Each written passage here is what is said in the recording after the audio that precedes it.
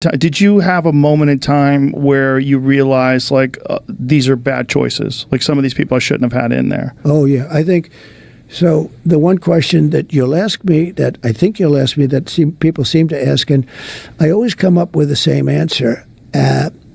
If the one mistake, because I had a lot of success, great economy, great everything. Everything was great. The military, we rebuilt it, biggest tax cuts in history, all this stuff. We had a great presidency. Trump opens by establishing a strong positive baseline: economic achievements, military rebuilding, tax cuts, and 3 Supreme Court appointments. This is a classic persuasive tactic. Emphasize accomplishments to create a favorable interpretive frame before acknowledging mistakes. 3 Supreme Court justices, most people get none. You pick them young. This way they're there for 50 years, right? So, even if a president is there for 8 years, oftentimes they never have a chance. I had 3. It was sort of the luck of the draw. But I will say that it always comes back to the same answer. The biggest mistake I made was I picked some people. I picked some great people, but you don't think about that. I picked some people that I shouldn't have picked. I picked a few people that I shouldn't have picked. And Trump accepts responsibility at the level of hiring choices but immediately narrows it. The mistake is in personnel selection, not in policy or leadership. This is selective accountability. He admits an error, but the scope is limited and individualizes blame onto certain hires rather than broader systemic issues, vetting processes, institutional culture, or decision-making frameworks. And neocons?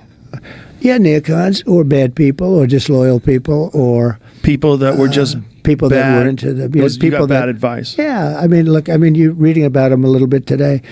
A guy like Kelly, who is a bully, but a weak person. You know more about bullies than anybody probably around because you deal in a certain sport where the bullies are exposed very quickly. Yeah. But by naming ideological labels, neocons, disloyal, Trump shifts criticism from his own judgment to others' motives and ideological orientations.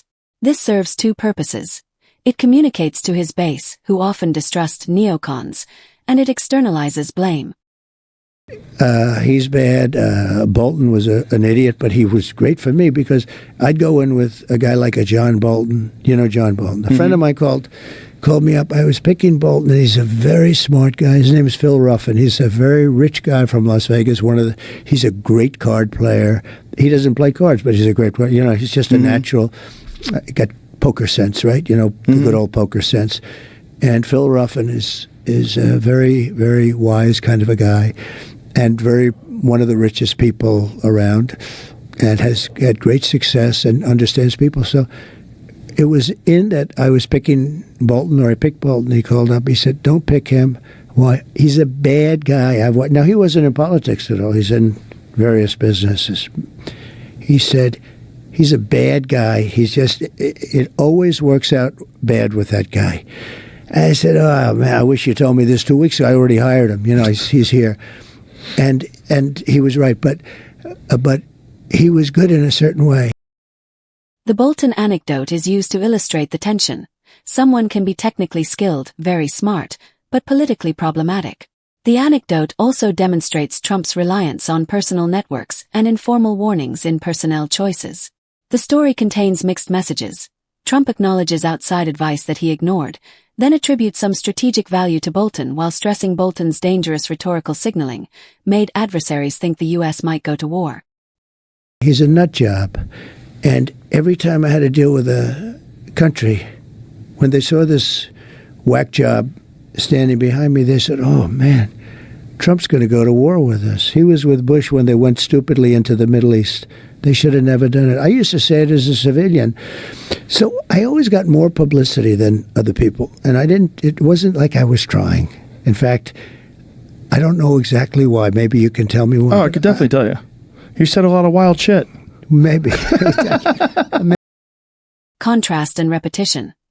He repeats "I picked" to stress active choice and then repeats qualifiers, a few, some, to minimize scope. Appeal to authority and personalities. Mentions of Phil Ruffin and John Bolton personalize the narrative and attempt to humanize decision-making. Blame externalization. Uses labels, neocons, disloyal, and bad advice to shift blame. Populist cueing. Phrases like, they should have never done it, on the Iraq War, tap into a broader populist critique of establishment foreign policy and resonate with his core supporters. These techniques aim to maintain credibility while deflecting deep accountability.